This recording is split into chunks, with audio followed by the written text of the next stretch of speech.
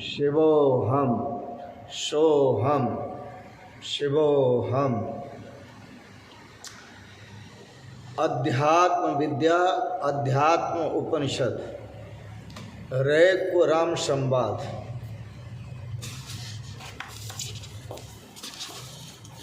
पूर्व प्रसंग में आप श्रवण कर रहे थे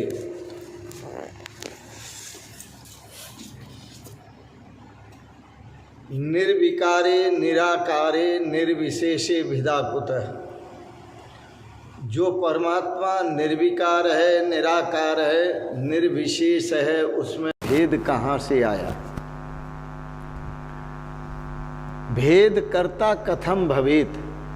दूसरा जब है नहीं तो भेद करने वाला कहाँ से आया? आप निर्विकार अवस्था का श्रवण कर रहे थे। आज के प्रसंग में दृष्टा दर्शन दृश्यादि भाव शून्य निरामये कल्याण इवा अत्यंतम परिपूर्णे चिद आत्मनि। सतगुरुदेव भगवान कहते हैं, हे राम, हे निर्दोष राम। राम जी तो सदा निर्दोष हैं। हे निर्दोष राम, चिद आत्मा दृष्टा, चिद आत्मा दृष्टा दर्शन और दृश्य आदि भावों से रहित है। यदि हम कहते हैं कि चिद आत्मा जो चेतन आत्मा है, परमात्मा है, वो दृष्टा है, तो किसकी अपेक्षा से दृष्टा है?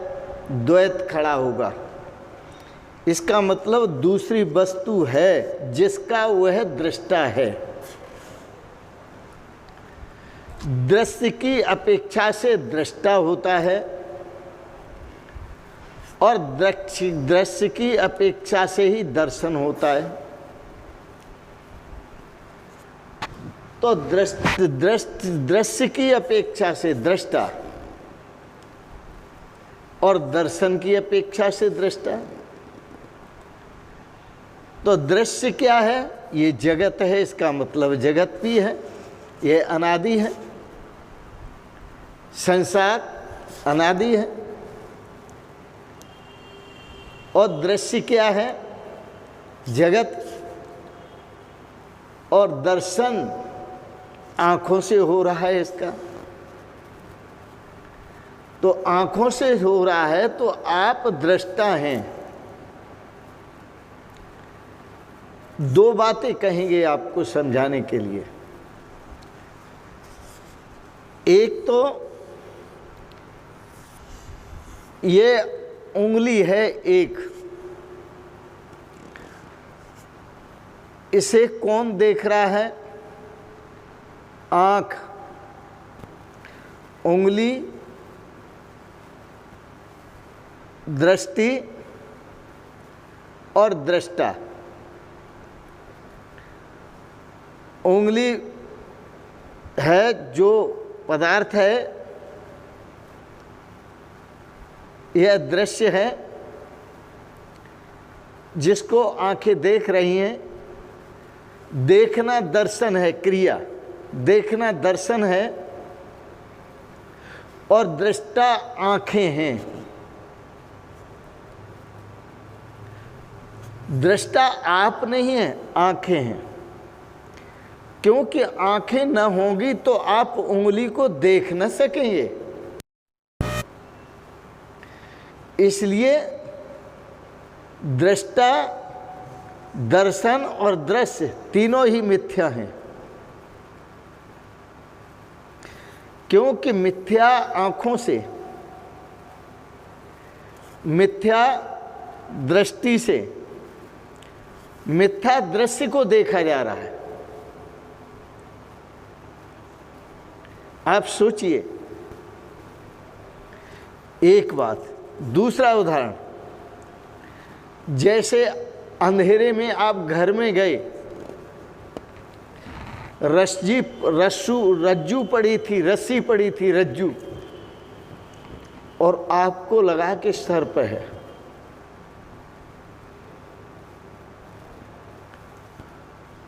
तो शास्त्र में कहा है असर्प भूतायाम रज्जऊ सर्पवद आरोपः। असर्प,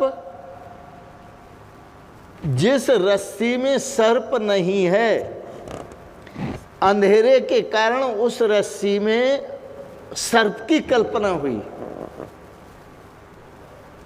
असर्प भूतायाम रज्जऊ सर्पवद आरोपः, सर्प का आरोप कर लिया आपने, यह मिथ्या आरोप है। लेकिन आप डरे भागे पछाड़ खा के गिर गए, ये तो मिथ्या नहीं है। डरना मिथ्या नहीं है, क्योंकि आप डर गए, आप भागे भी, आप पछाड़ खा के गिरे भी, आपकी चीख भी निकली, ये तो मिथ्या नहीं है। नहीं भाई मेरे, ये भी मिथ्या है। क्योंकि डरा कौन? मन। भागा कौन? पैर। गिरा कौन? शरीर। ये सब मिथ्या है।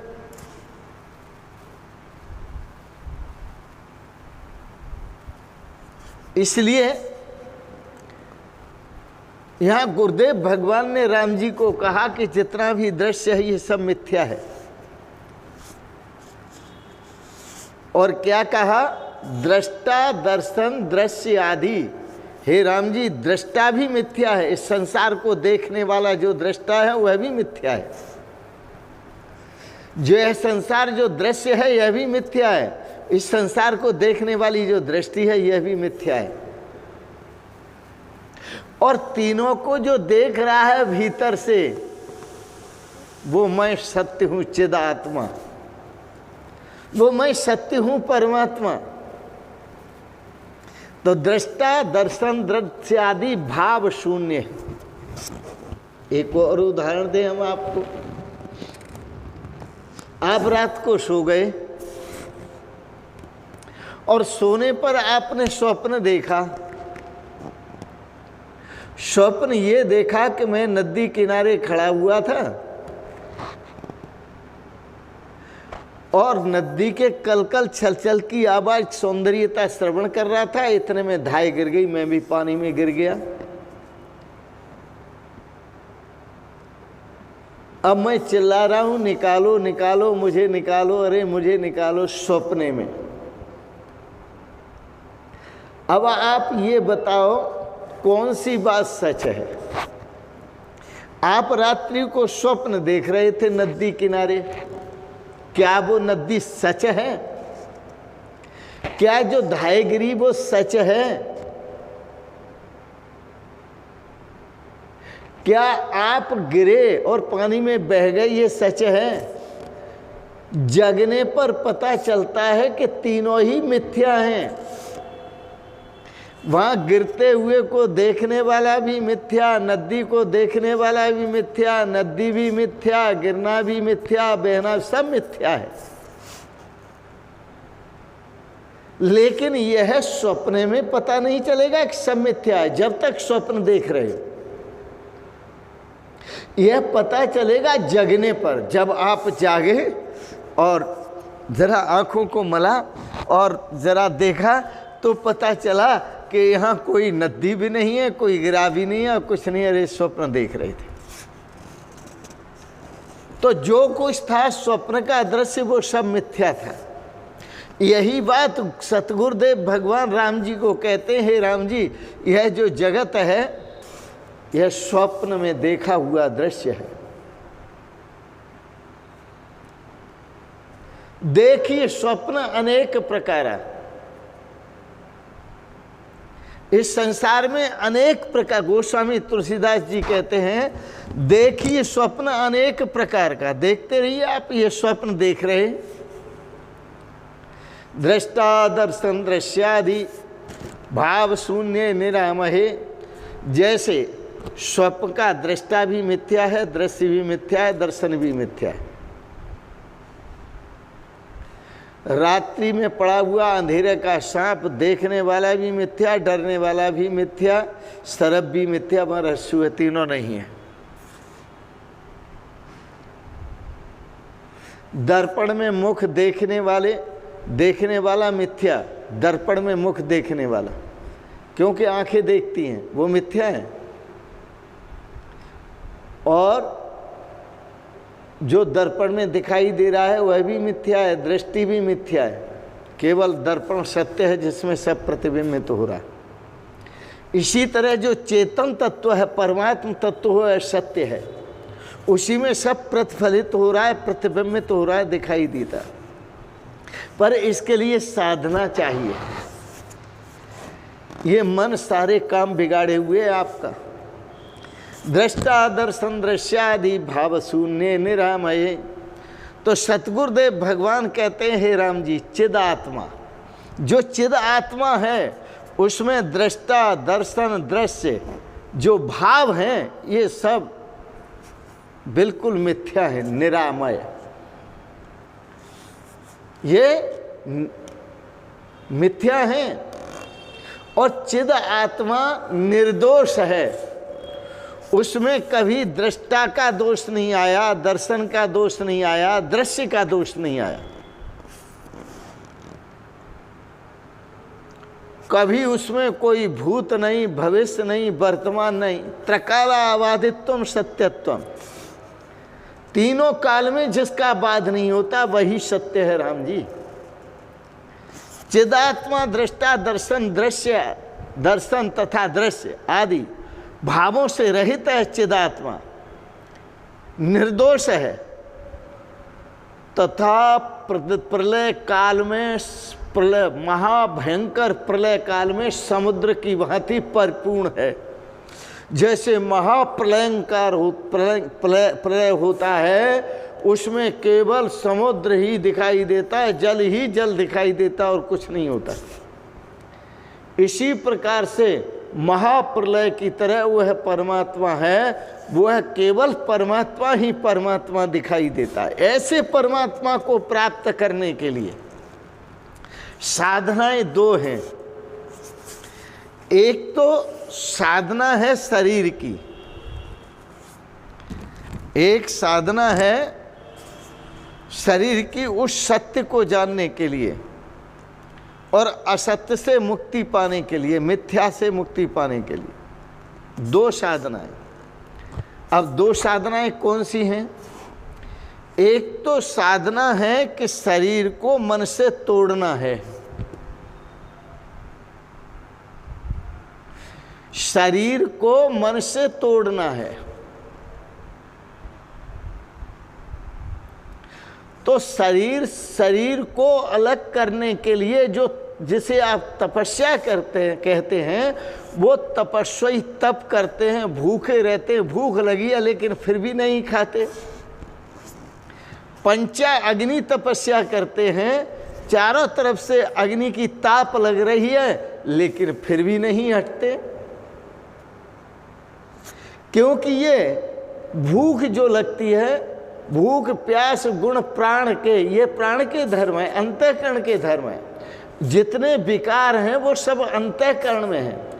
और सुख दुख जो होता है, गर्मी का, सर्दी गर्मी, सुख दुख जो होता है वो मन को होता है। अब सर्दी लग रही है, यदि आपको शरीर को होता है तो जब शरीर शांत हो जाता है व्यक्ति का तो उसको नंगा कर दिया जाता है। उसको ठंडी लगती है क्या? वो कांपता है क्या? तो अंतःकरण के विकार हैं। और अंतःकरण के विकार, जन्म मरण है देह का। इस शरीर का तो जन्म होता है और मरण होता है। अब सुख दुख किसको होता है? तो सुख दुख मन के जान। सुख और दुख होता है ये मन को होता है। भूख प्यास किसको लगती है? तो भूख प्यास गुण प्राण के, ये प्राण को सांख्य शास्त्र निर्माण। तो दो साधनाएं हैं, एक योग की साधना है और दूसरी सांख्य की साधना है, ज्ञान की। तो जो सांख्य साधना जो योग साधना करते हैं वो शरीर को मन से तोड़ते हैं ताकि हम अपने परमात्मा स्वरूप में जुड़ सके। तो कठोर तप करते हैं, कठोर तपस्या करते हैं, कठोर लंघन करते हैं। पर्युषण व्रत में, जैन धर्म में ये परंपरा है कि 9 दिन कुछ नहीं खाना, और जहां तक है पानी तक भी नहीं पीना। 9 दिन पर्युषण व्रत मनाते हैं, बड़ी कठोर तपस्या करते हैं, बेहोश पड़े रहते हैं भक्त। गुरुजन उनके ओठों को चिपड़ते हैं जल से, फुआ से, रुई से लेकर के चिपड़ते हैं, उनको पानी नहीं पिलाते। मरने जा रहे हैं, प्यास लगी है बहुत, लेकिन पानी नहीं पिलाएंगे, केवल ओठों को चिपड़ेंगे और सबको देखेंगे भी, का भजन करो। 9 दिन तक कठोर तपस्या करते हैं, कठोर भजन करते हैं। वो क्या करते हैं, वो मन को तोड़ते हैं, मन से शरीर को तोड़ते हैं, वो कठोर तपस्या है। और दूसरी तपस्या है सांख्य की, और सांख्य का अर्थ होता है ज्ञान। ख्यायते ज्ञायते अनेन तत् सांख्यम, जिसके द्वारा परमात्मा स्वरूप को जाना जाए उसको सांख्य कहते हैं। तो दूसरे ज्ञानी जन वो क्या करते हैं, वो चेतन से मन को तोड़ते हैं।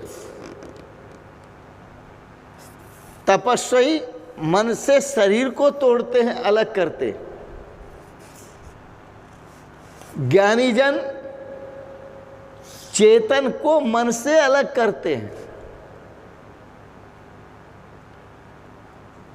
इसलिए जो तपस्वी हैं, योगी हैं, वो शरीर को कष्ट देते हैं, शरीर को तपाते हैं।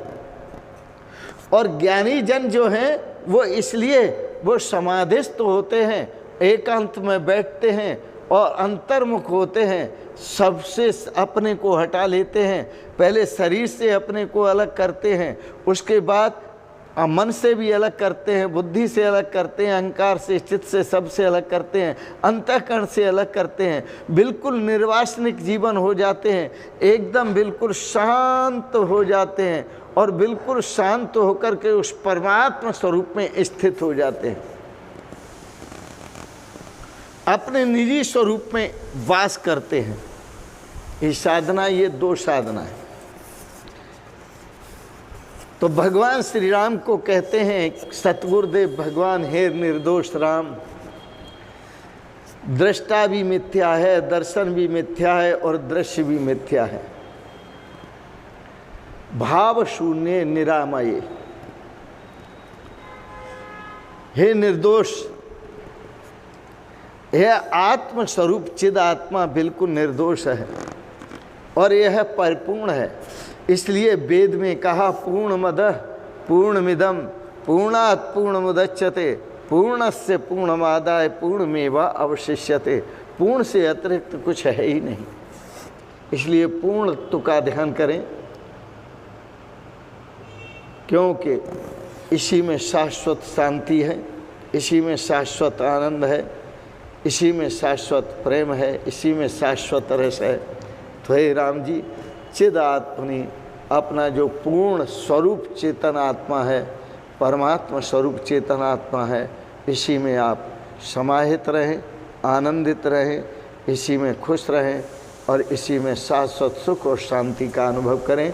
इन शब्दों के साथ ही वाणी को विराम देते हुए आपने बड़े प्रेम और श्रद्धा से आज का प्रवचन जो श्रवण किया, अध्यात्म प्रवचन, अध्यात्म विद्या पर, इसके लिए बहुत बहुत अनुग्रहित है।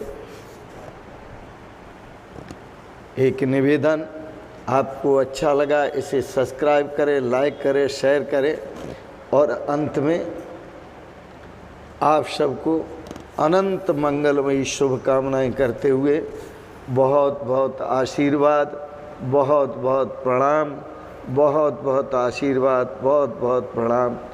ओम सर्वे भवन्तु सुखिनः, सर्वे सन्तु निरामया, सर्वे भद्राणि पश्यन्तु, माँ कश्चित् दुख भाग भवेत्। ओम शांति शांति शांति। ओम।